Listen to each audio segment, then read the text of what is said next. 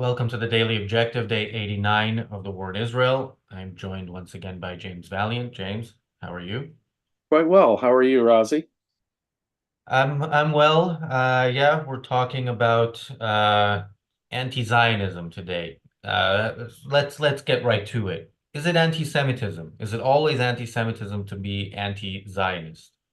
Well, there's an intellectual distinction that I suppose one could make in a very philosophical or historical way. We just said yesterday that our defense of Israel is not based on some 3 or 4 thousand year old claim of some alleged promise of God to Abraham that his descendants would have this.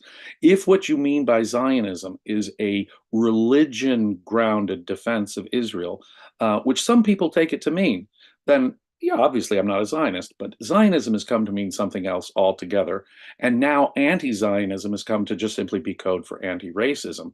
Because if you don't believe that Israel, that Jewish people deserve to have a place where they're safe, or at least relatively safe on this planet, you're blind to the 6 million people that were slaughtered in Europe within the last century by the Nazis, or the thousands upon thousands of people who've been discriminated against, ghettoized, and killed in Muslim countries around the world if you're Jewish. And so, what Zionism, if you believe that Zionism is simply, hey, Israel needs to exist, Jewish people need a safe place to exist, then, of course, anti Zionism is anti Semitism. And that's exactly what it's being equated to these days. There's a Yeah. total equation of the two in my mind. It's code. So I'm not anti-Semitic. I'm just anti-Zionist. So in other words, I want what did we call right of return? The right of return is also code. Destroy Israel. So anti-Zionism now in most people's vocab is destroy Israel now. So yeah, anti-Zionism equals anti-Semitism. Right of return means anti-Semitism. They want Israel destroyed when they use this code language. Yeah. Yeah, and we're going to talk about the codes they use a bit more in on this episode. I want to do something that we often accuse our opponents and enemies of not doing, which is defining terms. I don't think they would have an issue actually with the definition of Zionism. Zionism, noun, a political movement for the establishment and support of a national homeland for Jews in Palestine, now concerned chiefly with the development of the modern state of Israel, policy or movement for Jews to return to Palestine from the diaspora. So, yeah, I think again, the people who define themselves as anti-Zionist, you know, obviously all of them oppose the existence of a Jewish state, and of the one Jewish state that does exist. Now, there are several things to ask here. First of all, if you're anti-Zionist, this is a specific concern for you. Like you look at the world, you look at the different things that could be called problems in the world, and the one you're concerned with is the fact that the Jews have this sliver of land that they live on and have their own state. Now, we here are advocates of limited government. We definitely don't want governments. We don't want countries defined by any sort of collective. Uh, you know, Certainly not a religion. I think yeah, religion would be a very shaky foundation on which to start any country at yeah. all. No, But obviously, but the one of the point, great things about the United States is that it developed secular government.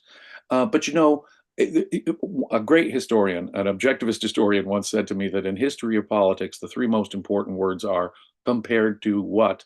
And if I compare Israel to the surrounding states, as I have always done and I will continue to do, it is the comparatively secular state. It is the place where religious minorities who are not Jews have rights. Now, that does make them legitimate in a fundamental way. But is it also a safe place for Jews to go and live? Yes. And in a world of our current context, and I have to say, I thought the world was getting better. I thought the world was getting less racist until recent decades. And now I see the racism rearing its ugly head in a violent way, such as I've not seen it in my lifetime, and directed against Jews. Stephen Fry, the well known British actor, uh, comes out on and simply has a statement against anti-Semitism.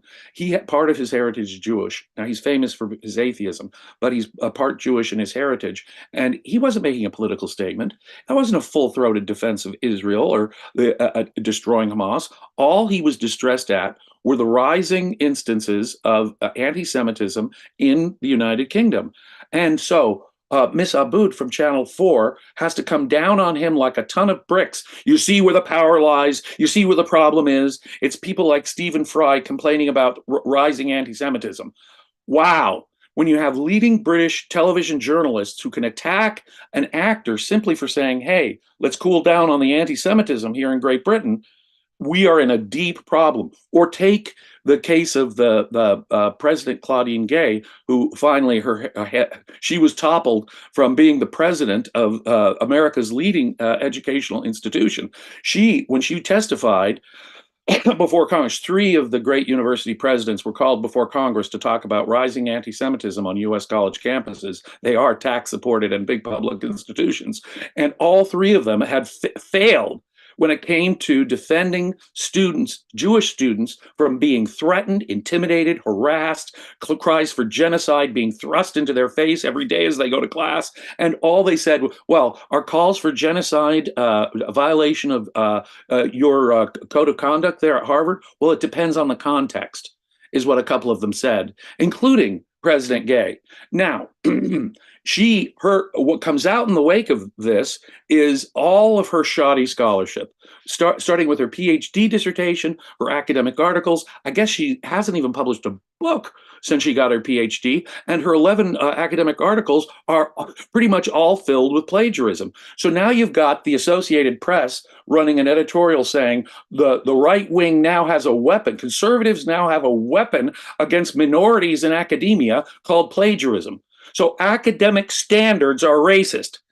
Claudine Gay, when she has to go, does not say, oh, I'm sorry, I was such a terrible, shoddy scholar that I plagiarized so nakedly that I defended anti-Semitism on university campuses. No, she doesn't apologize. She said it was all racism, had nothing to do with anything but racism. So her distinct defense of racism is what she calls racism.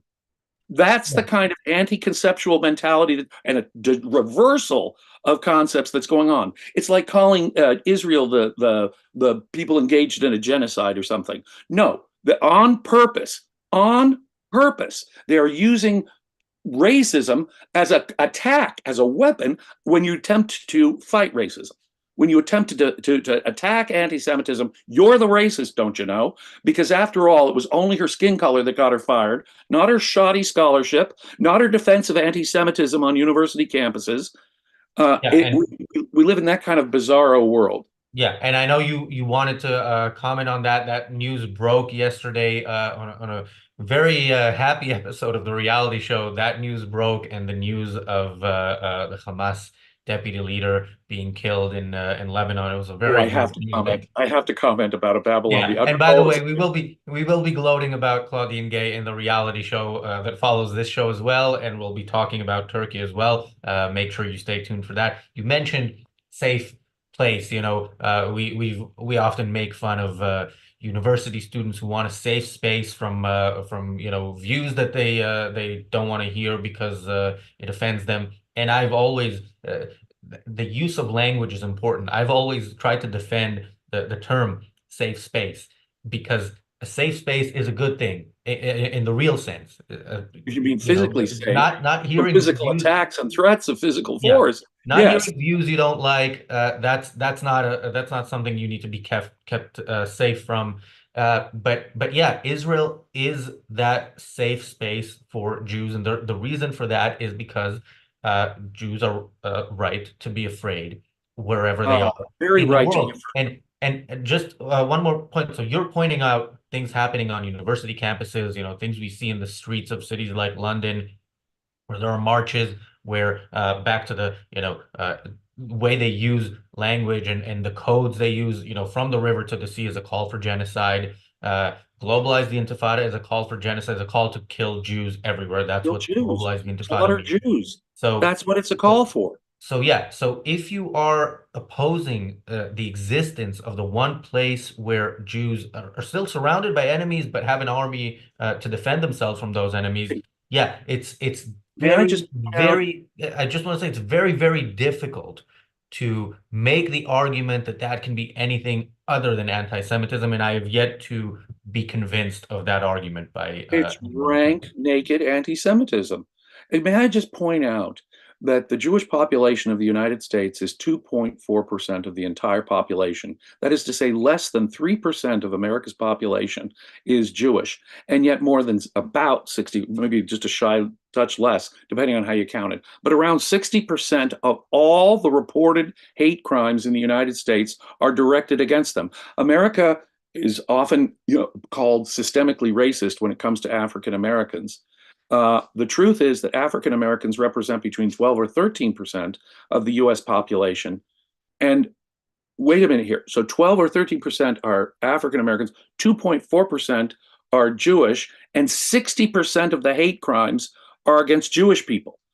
I'm talking about violence, threats, swastikas painted on synagogues, uh, Jewish Jewish students heading to school being having screamed at them that they should die, literally die Jew. Or we saw in Sydney, gas the Jews being yelled by crowds. In New York City, swastikas being lifted up. Now, if that's not now, of course, there's free speech, and they'll hide behind free speech for all of this. But when it comes to anything, does Harvard, do private organizations like Harvard have a right to regulate speech on their campuses? Yes, they do. And when it's threatening, racist, and it's being done in public, and it's intimidating a part of their student body, they should enforce speech codes. They have every right to enforce speech codes so long as they're not shutting down a discussion of ideas, serious ideas, Yeah, and right. hide behind free speech. Now, I can't resist though.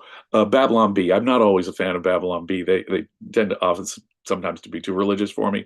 But one of the Babylon Bee headlines today that I could not stop but laugh at. They had the Hamas leader who was killed in Beirut, and then they had the picture of Claudine Gay.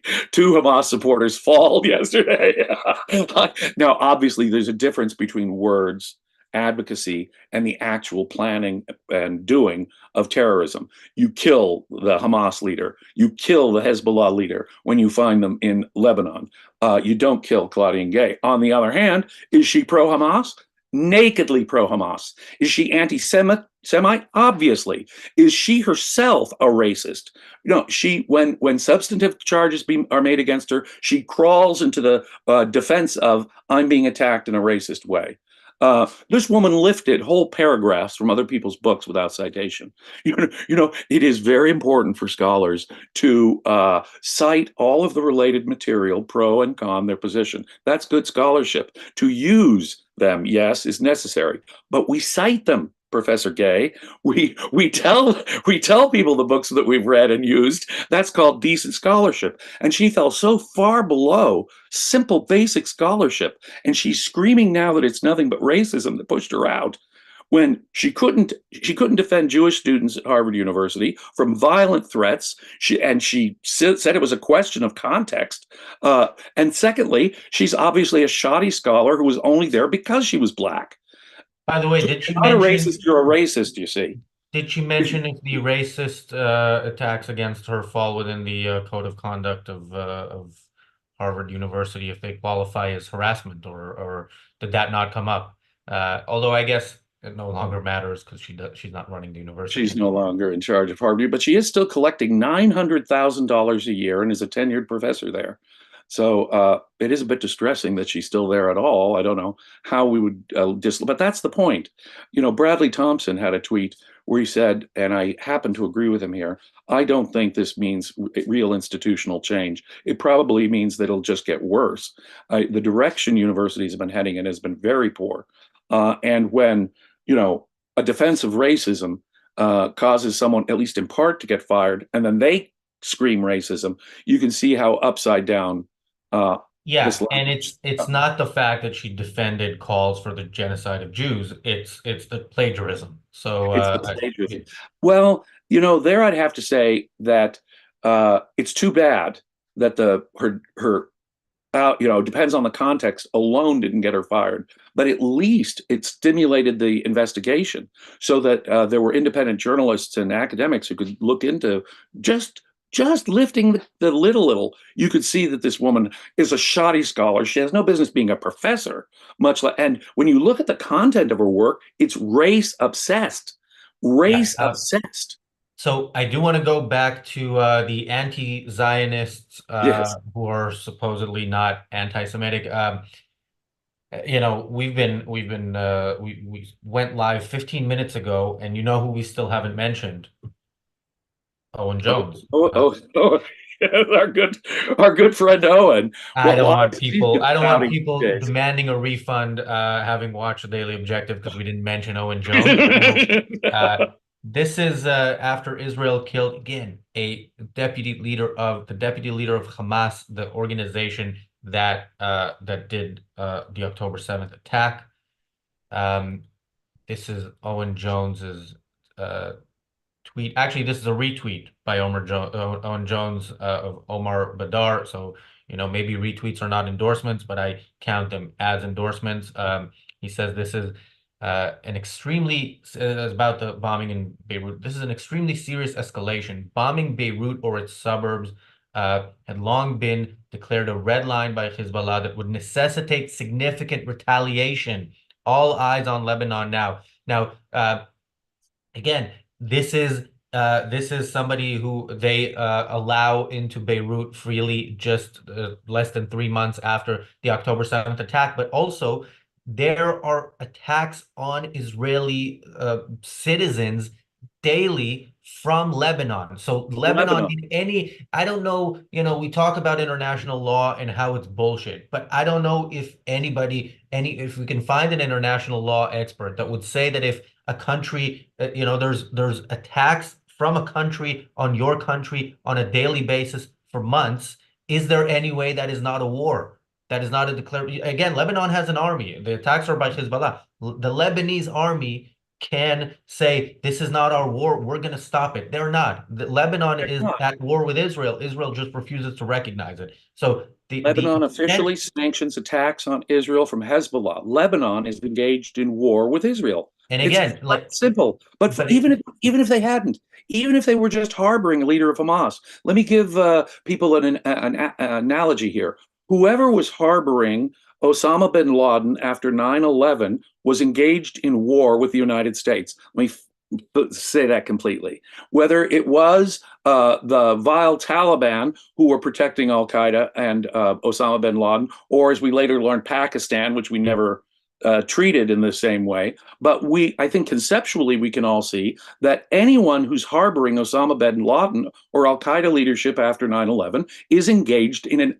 overt, aggressive act of war against the United States and civilization. Similarly, after October 7th, every single Hamas leader, whether he's in Turkey, Qatar, Lebanon, Egypt, the United States, I don't care where he is a valid target in this war. And the nation that's protecting him is being aggressive against Israel and not permitting Israel to defend itself after October 7th, yeah. therefore giving material support to the killers of October 7th.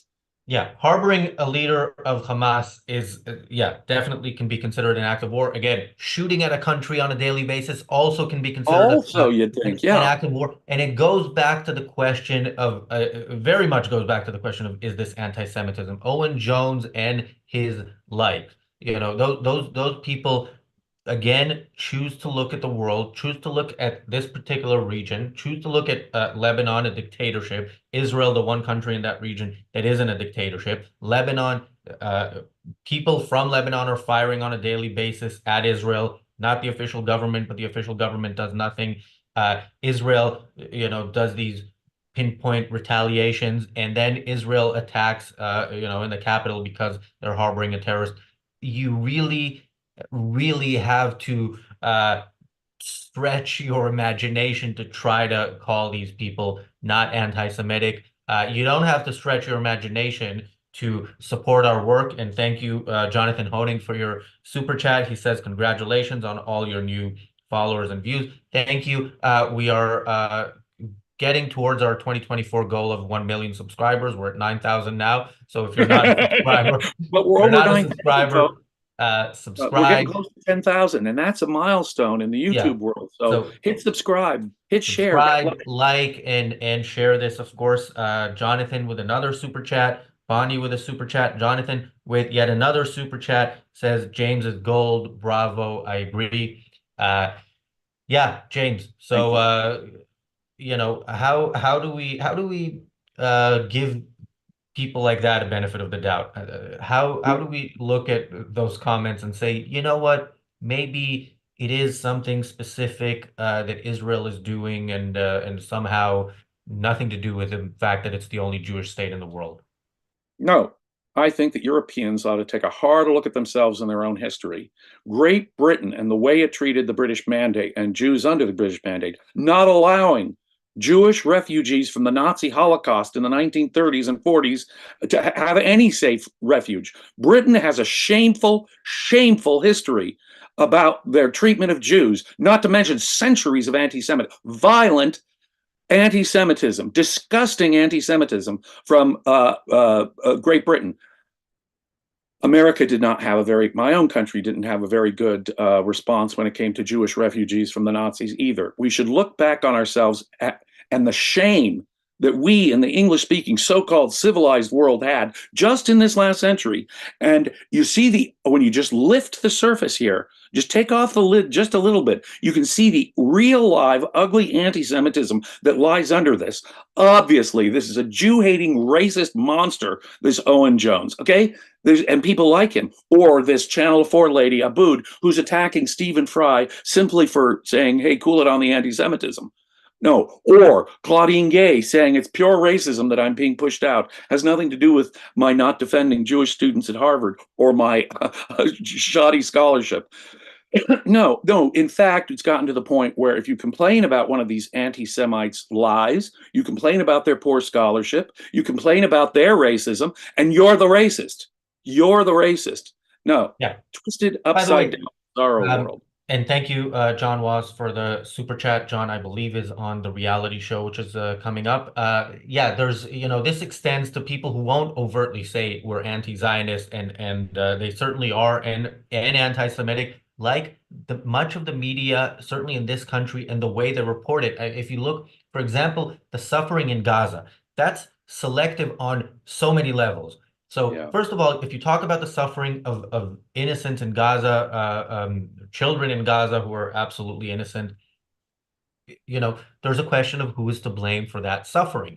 And the answer is always explicitly or implicitly Israel, and not the people who brought this war on the people of Gaza. If you talk again about the suffering of people in Gaza, you're choosing to talk about the suffering of people in Gaza and not the suffering of people in Israel, on October 7th and since October 7th, because they are still living in a state of war. They are still under rocket attacks. The soldiers, the reserve soldiers that are not at home, not at work, they're in Gaza or around Gaza. They would not be there if it was not for October 7th.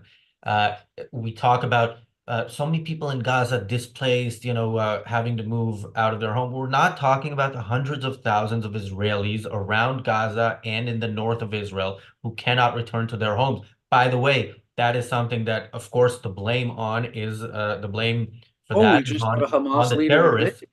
We Yeah, just it's on got the the terrorists. reporting of the Hamas leader saying, yeah, we were forcing people to stay in the dangerous areas. We Yeah, caught the Hamas leader on tape saying we were forcing Palestinians to remain where it was dangerous. yeah, Think but about the that, issue, ladies and the issue, gentlemen. the issue with Israelis no longer being able to live in their homes. Again, Running to shelters every. Oh, that's because of the attacks by Hamas and by Hezbollah. Now, it also is because Israel refuses to defeat the enemy. I think those people should have been able to go home by now. Israel should have,